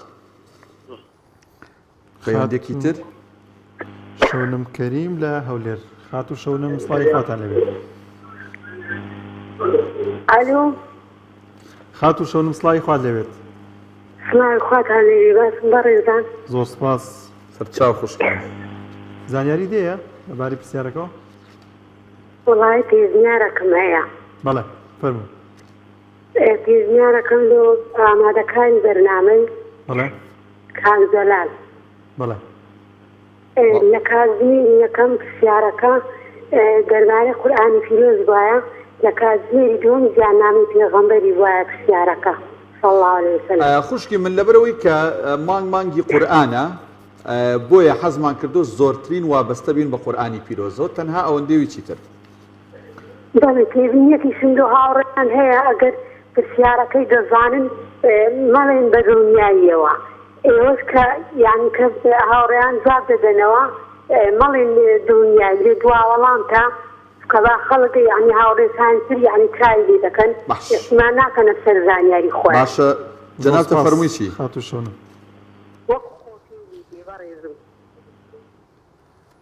ئەخۆ ئینەکەی نەوت وەڵامەکەی خات و شەونم وەڵامی پرسیارەکە چی بوو ئەگەر هاوکارین بکەن 10,000 دێ هاوکاری دەکەین تۆ ژمارێک بڵێ دا بەڵێ نازانم ئیتر دڵنیایت سەری بڵێ بڵێ پێشتر خۆ پێشنیارە بۆ کردین باشیارە بۆ کردین کە ناڵی دڵنیای بەس دەر بە خۆت ماوتەوە دووبارەکە دڵنیایت باش ئەوە دە بۆ تۆ نووسین بۆ تۆ نووسین دەستخۆش بێت ئاشنا مەحموود لە تەکیە السلام عليكم سڵاوی خوا لەبێ خات و ئاشنا سڵاوی خوات لەسەر باشی زۆر سپاس تاعات و ڕۆژوتان قبول بێت ئینشاءڵڵا زۆر سپاس لەگەڵ ئێوەشە خات و ئاشنا زانیاری دێ لەباری پرسیارەکەەوە وڵی وەک زانیاریم نیە قەت لەسەر وەڵامی ئەوان ژمارە دوانزە هەرەوەڵە باش بەس ئەو خوشکە ئەگەر لێ بوو ئەمە وەکو ئەوە نا بەهەڵە ینی وتی کێچێگەڵە تەکید ئەوانی تر وانە زانن ئەوە ڕاست ینی بۆی هێوا بێ فعلەن بۆی هێوا نەبێ بۆی جەچکە دەژووتراوە پێنجی ژووتراوە تۆڵی دوانزە بۆ تۆ باش زۆر جار ڕاهاتنی شەکەڵین دڵنیایی وا ڕاهاتوین لە هەموو بەرنامێکی پرسیار وەڵامە هەیە هەموو پێشکەشکارەگەڵی دڵنیایت لەبەرەوەی کە ئەو کەسە دڵنیا بێتەوە لەوەی کە وەڵامەکەی ڕاست بێت یاخود هەڵە بێت زۆر جار ئەبێتە هاوکارێکیش کەڵین دڵنیایت ڕاستەکەی بەس وازام ئەو خوشکەمە بەستیەوە بوتی ئەوەی کە وەڵام ئاياتۆ نەڵێ دڵنیام ئەو نەک ڕاستە بەستیەوە بوو ئەچینە کەرکووک ئاواز وەرەگریم لە کەرکووک بەس ئاواز چێ نەمزانی ئاواز یابە ئەلو بەڵێ سلام علیکم علیکم سلام ورحمة الله ئاواز خان فەرموو دەستخۆشی بەرنامەکەتان لێکەم زۆر سپاس زۆر سپاس سپاس وەڵامی پرسیارەکەت لایە دەجار ئەگەر هاوکاریم بکەن تۆ شتێک بڵێ خوا گەورەیە ئەڵێم دەجار چۆنە بەڵێ واللهی تقریبا نزیکی تقریبا سەرەوتریان خوارەترە نازانم خێرا یەک وەڵامی کەم پێ بڵێ یەک وەڵام دەی یانزە بۆ ئاوازخان خوال لەگەڵ بێ دەچین لای پەیوەندیەکی دیکە خاتوو مۆنا ئەحمەد لە هەولێر خاتوون سڵاوی خواتان لەوێت زۆر سپاس خاتوو مۆنا زانیاری دەیە وەڵامەکەی پرسیارەکەمان چەند 12 دڵنیایت باش زۆر سپاس بۆ خاتوو مۆنا ئەحمەد لە هەولێر 12 پەیوەندی دیکە کاک مەهدی جاو بەڕێزان جاری وایە زەردەخەنەیەک پێکەنینێک دروستە بێ لێرە لە ستودیۆ باوەڕم پێ بکە لە ڕێگەی ئەم سەماعی لە گوێمانایە دنیایەکی ترە گوسەرێت لەو دیەوە ئامادەکار و ئەو برانی کۆنتترۆڵ و برانی کە پەیوەندەکان وەرەگرن ئیتر جاری وایە قسەیەکی خۆش دڵتانیز نەکا بابەتێک باسەکەن ئێستا تعلیق لە منێن ئەڵەن تۆڵی تەسکەرە پڕەکەیتەوە بۆ خەڵک ئەو نەبەت جدیە نووسی ئێکاکەگە ناوەکان جۆن نەنووسم ئاخەتی چی بکەین جەلال جان خاتوو مەهدیس هێمن السلام عليكم. عليك السلام ورحمة الله. دەستخۆشی بەرنامەکەتان لە یەکەم هیوادارم هەر بەردەوام بن. زۆر سپاس.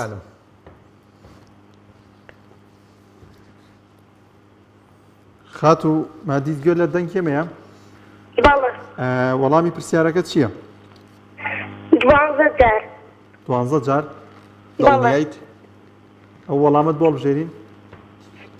12 جار. باش زۆر باشە خاتوو باش دەستخۆش بێ ئەچینە دهۆک محمود عەبدولقادر زۆر سپاس سەیدا محمود حاڵەتە چۆنە باشی؟ الحەمدولله الحەمدولله اختصار زۆر سپاس وەڵامی پرسیارەکە ئێمەت لایە؟ بەڵێ پرسیار دژم 6 جۆرە هەڵی چەند؟ 6 جۆرە چل؟ 6 بەڵێ 6 جۆرە 6 جار وەڵاهی هاوکاریەک تەکەم زیاترە تۆزێک زیاتر 8 8 8 بۆ تۆ نووسین دەسێ خۆش بێخوا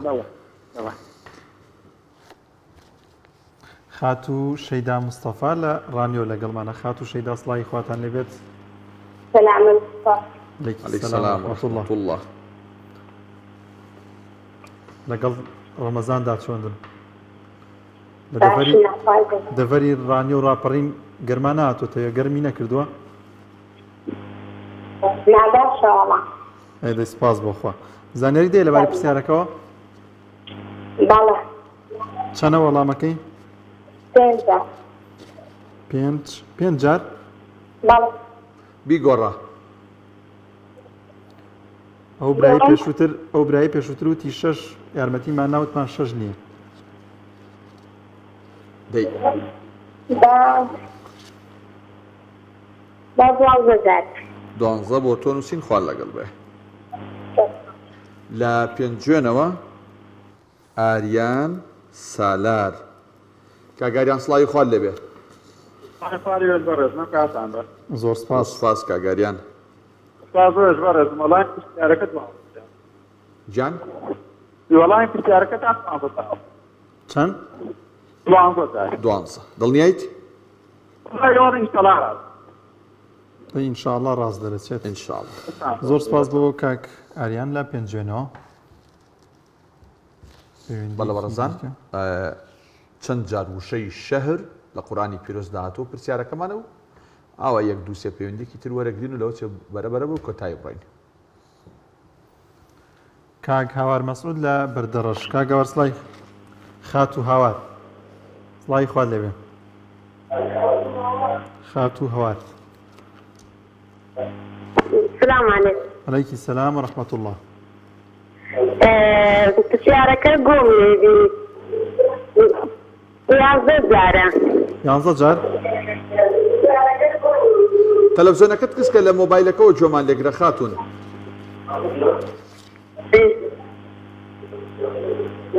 هەلو چەند جارە 11 جارە 11 بەێ دەستخۆش خۆل لەگەڵ دۆسپاس بۆ بەێ خات و هەوار لە سلێمانیەوە توێژین جەمال السلام عليكم. عليك السلام ورحمة الله. السلام ورحمة الله. خاتون گوێت لە پرسیارەکە بوو؟ بەڵێ بەڵێ. وەڵامەکەی 12 جار. 12 جار زۆر باشە. ئەو وەڵامەت بۆ جێگیرەکەین خات و توێژین لە سلێمانیەوە لەگەڵمانە بوو. دوایین پەیوەندی خات و هاوژین خات و هەورین خات و هەورین خات و هەورین عەبدوڵڵا لە هەولێرە و سڵای خوا لەبێ خاتون. السلام عليكم. عليك السلام ورحمة الله.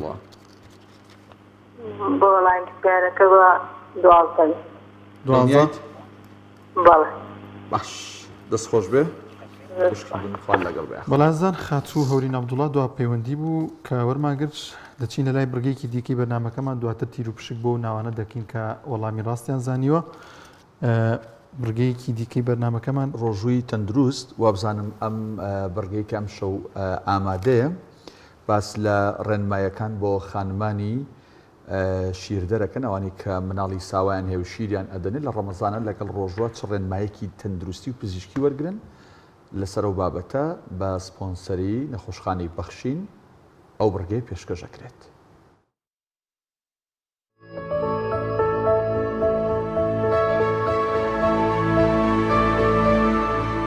بڕگەی ڕۆژووی تەندروست بە سپۆنسەری نەخۆشخانەی بەخشین پێشکەش دەکرێت.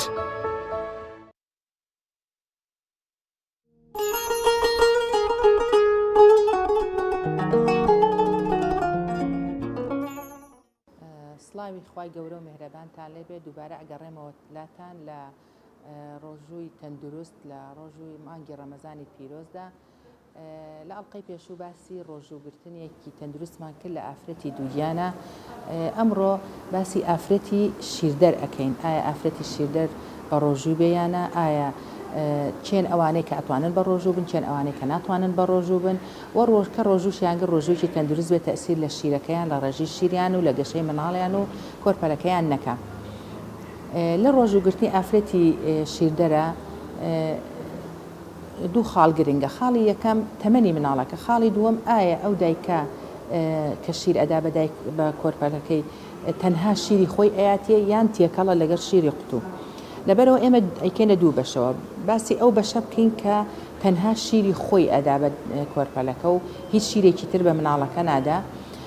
ئەمەش ئەبێ دابەشیکەن بە جۆرەی تەمەنی کۆرپەلەکە لە مانگی یەکەم بۆ 6 مانگی یەکەم بۆ ئەو ئەفرەتانەی کە تەنها شیری خۆیان ئەدەن بە کۆرپە و شیری قوتوو یاخود هیچ خواردنێک مناڵەکە نەگەیشتۆتە سەر ئەوەی کە هیچ خواردنێک بخوا.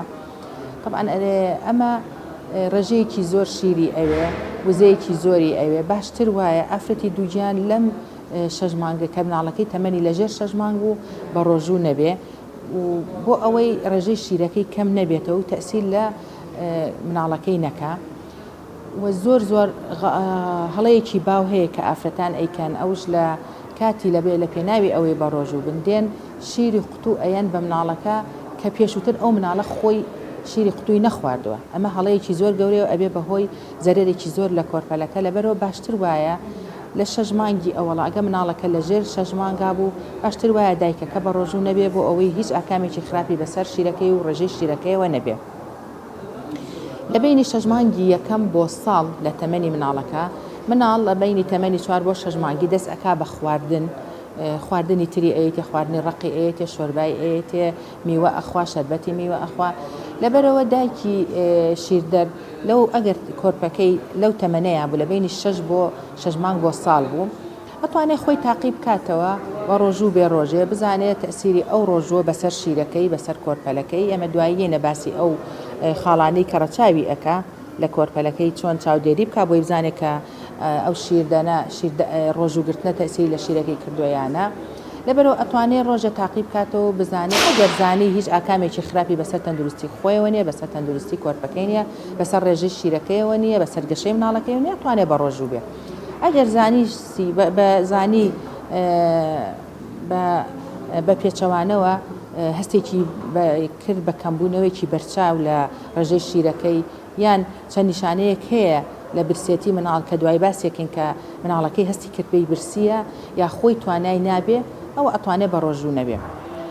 لە بینی ساڵ تەمەنی مناڵ کە ساڵ بوو بۆ 2 ساڵ ئەوە دایک ئەگەر تەندروستی خۆی باش بێ و هیچ کێشەیەکی نەبێ ئەوە ئاسایی ئەتوانێت بە ڕۆژوو بێ و ئەتوانێت مناڵەکەی لە کاتی ڕۆژۆکەیە زیاتر خواردنی باتێ و شیردانەکەی دانێ بۆ زیاتر بۆ لە بینی ئێوارە و بەربانگەوە کاتێک کە خۆی خواردن ئەخوا ڕێژەی شیرەکەی باشترە ئەو کاتە زیاتر شیر بە مناڵەکەی باو ئەو کاتەش بە ڕۆژوە کە ڕێژەی شیرەکەی کەمترە ئەتیمات کاتە سەر خواردنەکانی ترکەوە ئەیا بە مناڵەکەی لە شۆربا و لە میوە لەو شتانی کە خۆی مناڵەکە ڕاهاتوە لەسەری. ئافرەتی شیردەر پێویستی بە زیابوونی ڕێژەی 400 بۆ 500 کیلۆکالۆری زیاتر وزەی پێویستە بۆ ئەوەی شیرێکی باشی هەبێ و دایمەن ئافرەتی شیردەر ئەبێ بزانێ ڕێژەی شیر بە شلەمەنیەوە بەنگە بە زیابوونی شلەمەنی ڕێژەی شیر زیائەکان نەک بە خواردنی زۆر بە زیابوونی شلەمەنی و خواردنی تەندروست و جۆرا و جۆر کە هەموو پێکاتەکانی تیابێ.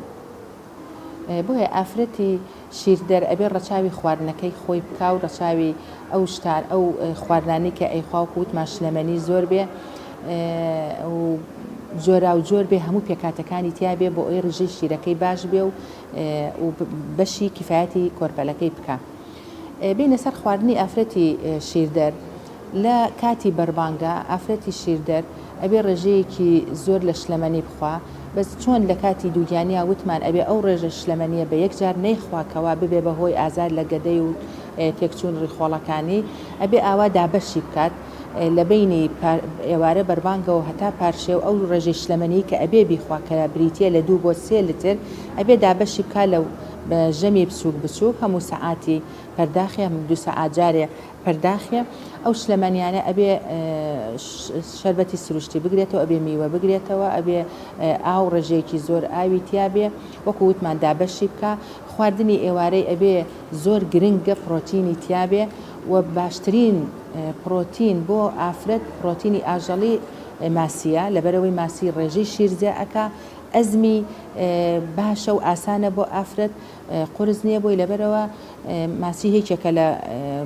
پرۆتینە ئاژەڵە گرنگەکان کە و باشترە ینی ئافرەتی شیردەر زوو بیخوا هێلکەیە گۆشتە ئەمە هەمووی پرۆتینی ئاژەڵی پرۆتینی ڕووەکی تیابێ وەکو وتمان شلەمەنیەکی زۆری تیابێ نەشەویاتی تیابێ کە وەکو برنج و پەتاتە و ئەم شتانە بەڵام هەمان شێوەی ئافرەتی دووگیان ئافرەتی شیردەرش ئەبێ دوورکەوێتەوە لەو خواردنانەی کە ئەبێ بەهۆی لە دەستدانی بڕێکی زۆر لە شلەمەنی جەستە و وشکبوونەوە وەکو وتمان سوێری یعنی خوێی زۆر تونی تیژی مخەلەلات یعنی ترشیات و بابەتەکانی خواردەمەنیان شلەمەنیەکانی کە کافاینیتیایە وەکو قاوە و چاو نسکافە و کاپۆچینە و یان مەشروباتە گازەکان کەوتمان کە ئەمانش هەمووی ئەبێ بەهۆی لە دەستدانی بڕێکی زۆر لە شلە و تەنانەت تون و تیژی و ئەم شتانە حتا تامی شیرەکەش بۆ کۆرپەلەکە ئەگۆڕێ و ناخۆشی ئەکا شیرینی ئەبێ لی دوورکەوێتەوە چکم شیرینی ئەبێ بەهۆی وشک بوونەوە لە دەستدانی بڕێکی زۆر لە شلەمەنی و بە هەمان کات ئەبێ بە زیادبوونێکی نائاسایی لە کێشی ئافرەتەکە کە هیچ سوودێکی بۆ شیرەکەی نابێ. بەڵام خواردنی تر وەکو برنجی بۆر وەکو قەرەخەرما ساوەر ئەوانە ئەگەر ئافرەتەکە پێی ناڕەحەت نەبێ ئیسفادەی لێ ئەکا بۆ شیرەکەی.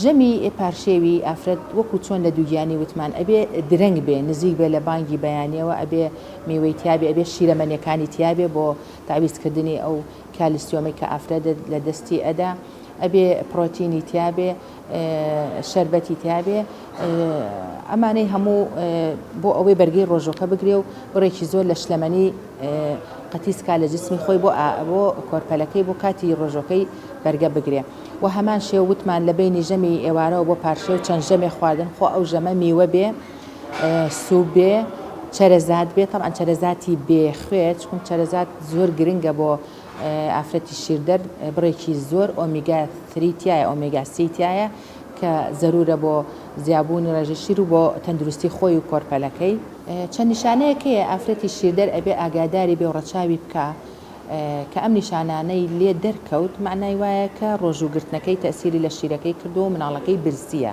کە ئەبێ واز بێنە لە ڕۆژوگرتنەکەش ئەو نیشانانەش ئەوەیە کاتێک کە مناڵەکە گرۆز ئەبێ و ئەگیریە ئەمە کاتی شیردانەکەش کە تەنانەت کە شیرش ئەخوا سەر ئەجوڵێنێ و شیرەکە ناگرێ و ئەگری ئەمە نیشانەی ئەوەیە مناڵەکە برسیە و تێر نابێ ئەگەر مناڵەکە چەند نیشانەیەک دەمی زۆر بجێڕێ یاخود چاوی زۆر بجێڕێ یا کە دەستی بۆ ئەبەی پەلامایی دەستت با ئەوە نیشانەی برسێتیە کەم گۆڕینی دایبی کۆرپەلەکە کە نیشانەی ئەوەیە کە ڕێژەی میسکردنی کەم بۆتەوە یا ڕێژەی پیسایی کەم بۆتەوە یعنی مەسەن بۆ نمونە 4 جا بۆ 5 جا پێشووتر دایبیت گۆڕۆسێکە ئێستا 1 جا بۆ 2 جا ئەو مناڵە خۆی تەڕەکە ئەوە نیشانەی ئەوەیە کەم کۆرپەکە بەرەو وشکبوون و ئەڕاو ڕێژەی شیرەکە کەمە تێری ناکە کۆتا نیشانە ئەوەیە کە کۆرپەلەکە یعنی ناشمانێ بگاتە ئەو حاڵەتە ئەوش کەمبوون لە کێشی کۆرپەلە و کەمی گەشە کە ئەوە کۆتانیشانیە و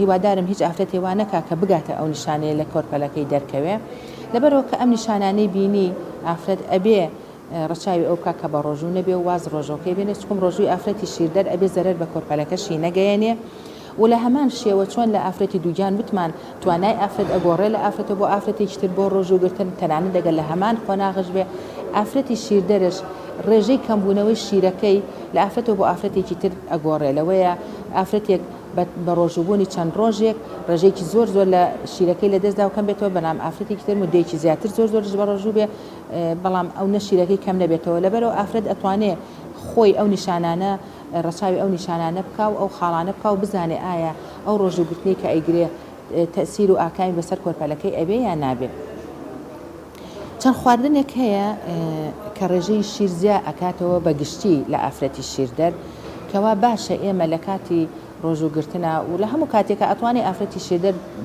پەنا بۆ خواردنانە بەرێ بۆی ڕێژی شیرەکەی زیاد بکە لە ڕۆژوگرتنە زیاتر بۆ ئەوەی توانای ئەوەی هەبێ ڕۆژۆکەی بگرێ ئەو خواردنانە نزیکەی دەخاڵن یاخود دەخواردنن کە زۆر گرنگە یەکەم خواردن شۆفانە شۆفان زۆر زۆر باشە بۆ زیادکردنی ڕێژەی شیری ئافرەتی شیردەر و دوو نوع شۆفانمانەیە شۆفانی ساغمانەیە شۆفانی پاکراومانێت تەمان ئێمە شۆفانی ساغەکە بۆ ئێمە زۆر گرنگە لەبەرەوەی ئەو شۆفانە هەم ڕەوانی لە مناڵەکە دروستەکە و ڕیخۆڵەی ئافرەتەکەش ڕەوانە بێ ئەین تووشی خەبز و کێشەی ناکە لەبەرەوە ئەو ئیسفادەیەشی لێکە خواردنی دووەم پرۆتینە وەکو وتمان پرۆتینی ئاژەڵی و بە تایبەت ماسی لەبەرەوەی وتمان ئەزمی باشە و زۆر زۆر دەوڵەمەندە بە ئۆمێگا 3 کە ئافرەت پێویستێتی بۆ تەندروستی خۆی و کۆرپەلەکەی شیرەمەنی بە هەموو جۆرەکانی بە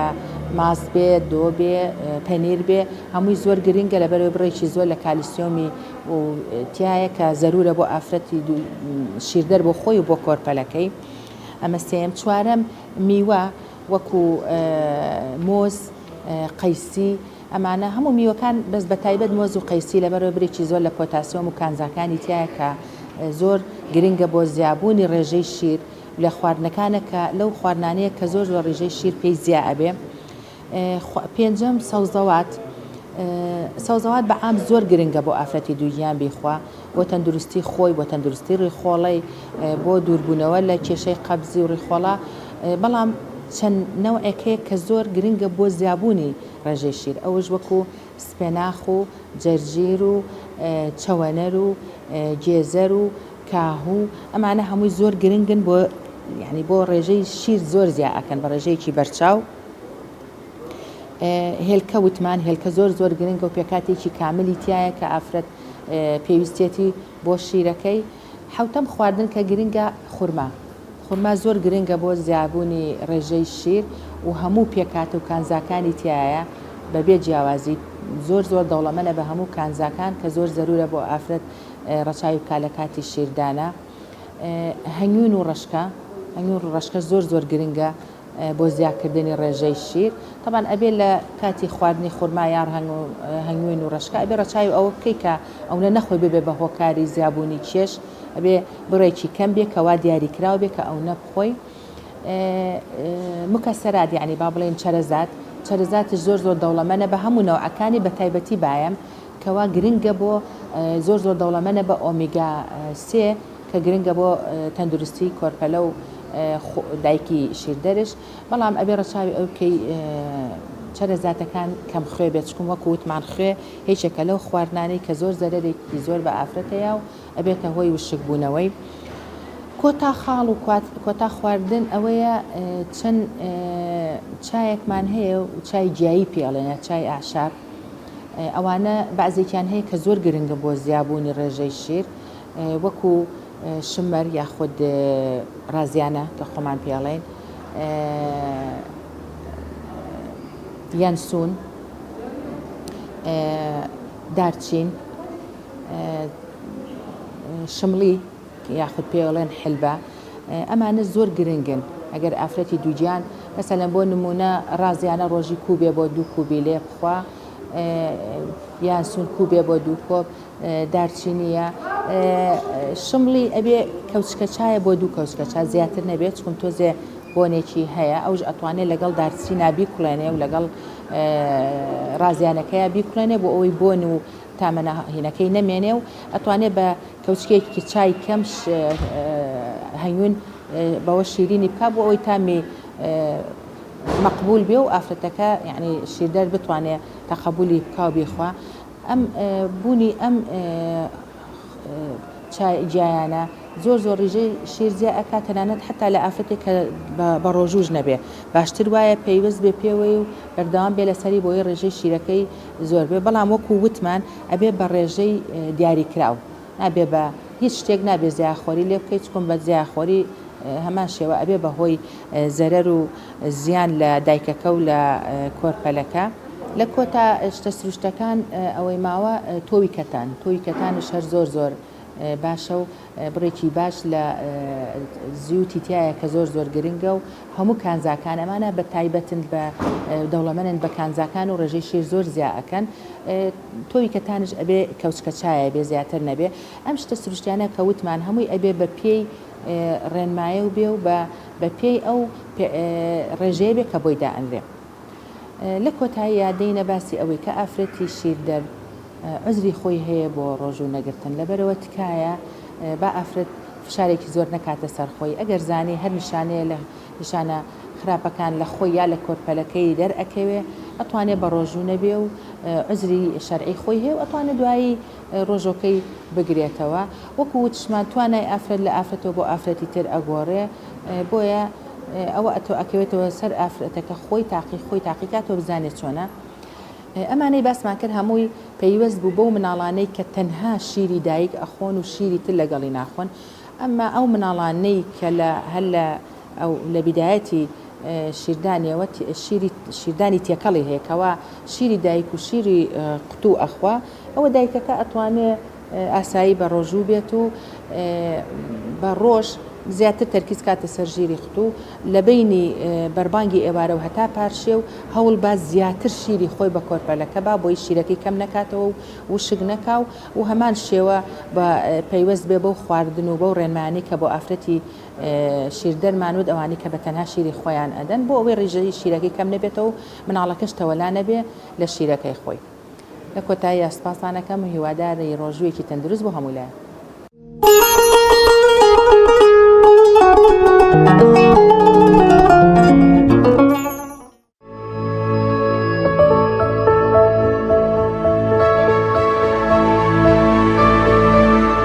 بەڕگەی ڕۆژووی تەندروست بە سپۆنسەری نەخۆشخانەی بەخشین پێشکەش کرا. دووبارە سڵاوتان لەبێت ئازیزان زۆرن ئەوانەی کە لەگەڵەوەی کە دەخوێن و قوتابین لامان کایشە کار و پیشەیەکی دیکە ئەنجام دەدەن کەک داناخۆشم لێکی لەوانی کە ئەشم خوێند و لەگەڵیشی دایشمەگر ئێستاش راپۆرتێکمان ئامادە کردو لە کەلار هاوکارمان ئامادەی کردووە کە کاوار محەممەد کە باز لە قوتابیەک دەکات ماوەی 5 ساڵە شیرینی و لقم لە بازاردا دەفرۆشێت پێکەوە بینەری ئەو راپۆرتە دەبین. زۆرن ئەوانەی لە پێناو پەیداکردنی بژێوی ژیانیان هەر لە سەرەتای تەمەنیانەوە دەستیان داوەتە کارکردن و هاوشان لەگەڵ قۆناغەکانی خوێندن بەردەوام دەبن لە کارەکانیان. هیلال سابر نمونەی دەیان و سەدان گەنجی ئەم هەرێمەیە کە لەبەر پەیداکردنی بژێوی خۆی و دابینکردنی خەرجی خوێندنەکەی ماوەی 3 ساڵە سەرقاڵی کاری لوقم فرۆشتنە لە ناو بازاڕی کەلار. لە سەرەتا لە پەیمانگا کە وەرگیران بیرم کردەوە کە شتێکە بێ کە پاڵپشتم بێ بۆ خوێندنەکەم و بتوانم خوێندنەکەمی پێ بوو بەمڕێوە و دەست لە ماڵیش پان نەکەمەوە دەستم کردووە بە لوقم فرۆشتن بۆ ماوەی 3-4-5 ساڵیشە بۆ نزیکەی 5 ساڵان من خەریکی ئەم ئیشەیەم. هیلال کە قوتابی قۆناغی سێمی پەیمانگای هونەرە جوانەکانی کفریە وەک خۆی دەڵێت سەختی ژیان و نەبوونی ئومێد و هیوا بە ئایندەی خوێندن و بڕوانامە لەم هەرێمە وای کردووە هەر لە سەرەتای تەمەنیەوە دەست بکات بە کارکردن و پیشەیەک بۆ خۆی هەڵبژێرێت تاکو لە دوای تەواوکردنی قۆناغەکانی خوێندن بێکار نەبێت. من لە پۆلی یەکی ابتدایی و یەکی سەرەتاییەوە بڵێن من خەریکی کەسابەتم زۆربەی خەڵکی ئەم ناسێ بەوەی ئیشەکە و کابراوتی سەرڕاستی و کاسبیمانەوە بیرم کردەوە کە خوێندن تەواو بکەم ئیشێکی خۆم هەبێ ئەنجارە بۆ تاعینات لە هەرێمی کوردستانە هیچ ئاسۆیەکی ڕوون نابینم کە خوێندن تەواو کرد ڕاستەوخۆ کە تۆ تاعین بکرێ نا من خوێندنم تەواو کرد ناکرێ بێ ئیش بم ڕاستەوخۆ بابێ مەسەر ئیشەکەی خۆم لە مەرحەلەیەکی پەیمانگاوە دەستم کردەوە بە ئیش و ئێستا خەوانیشی خۆمون لەخوا بە زیابێ خوێندنەکەشمەوە تەواو کرد. هەرچەندە کەرتی تایبەت و کار و پیشەی کەسی لە ئێستادا جێگەی دامەزراندنی لە دام و دەستگاکانی حکوومەت گرتوتەوە بەڵام بەڕای چاودێران و شارەزایانی بواری پەروەردە و خوێندنی باڵا کارکردنی قوتابیان و بێ ئومێدکردنیان لە ئایندەی خوێندنەکەیان سێکتەری خوێندن و پەروەردە بە ئاقارێکی مەترسیداردا دەبات و کەسی بەرهەمدار و داهێنەر و ئامانجدار لە دوای تەواوکردنی زانکۆ و پەیمانگاکان دروست نابێت. لە گەرمیانەوە هاوار محەممەد تایبەت بە بەرنامەی پەیامی ڕۆژ.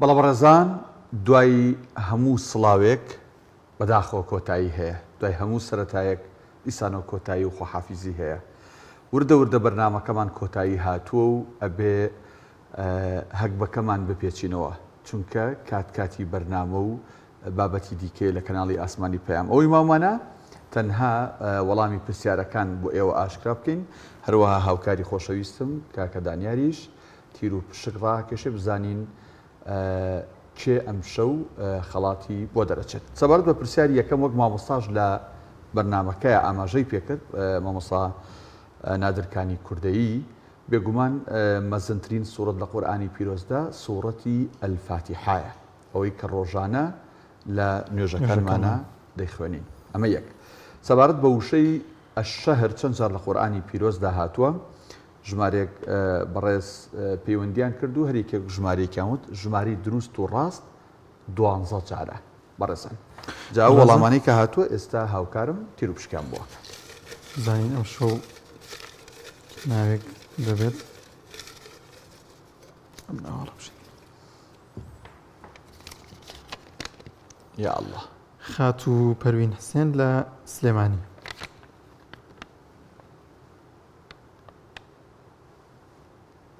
خات و پەروین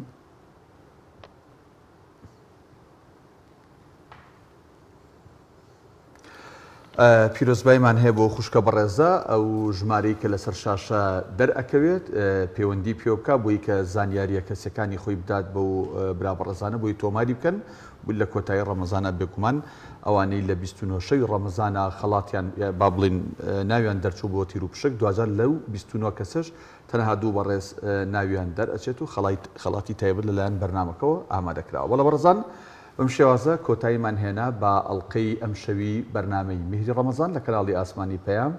ڕێز و خۆشەویستی براتان دانا محەممەد هەروەها کاکە دابان دانیار نورەدین وڵا هەر شەوی ناوێکی لێرێم دانیار نورەدین هەروەها ئامادەکاری بەرنامە کاک جەلال و تێک ڕای برایانمان لە ژووری کۆنتترۆلی پەخش ژووری دیجیتال میدیا هەروەها لە پشتی کامێرە سوپاس بۆەوە. ئینشاءڵڵا هەموو لایەکتان دوور دەبن لە دەرد و بەڵاو نەخۆشیێک بەخواتان دەستپێرین خواتان لەگەڵ.